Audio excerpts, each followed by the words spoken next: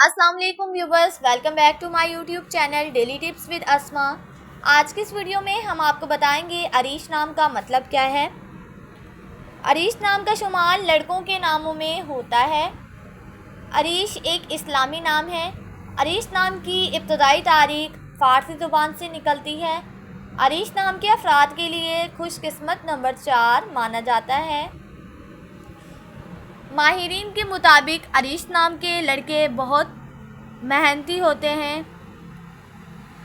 Arish नाम का मतलब है खुदा तरस, नेक लोग। अरीश नाम के लड़कों के लिए खुशकिस्मत दिनों में जुम्मा और सोमवार का दिन शामिल है। अरीश नाम के अफराद के लिए मुवाफिक रंगों में नीला और सब्ज़ रंग शामिल है। अरीश नाम के अफराद के लिए मुवाफिक पत्थरों में मरकज पत्थर शामिल है।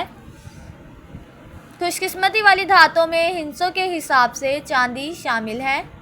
फ्रेंड्स, अगर आप अपने नाम का मतलब जानना चाहते हैं तो कमेंट बॉक्स में अपना नाम लिखें।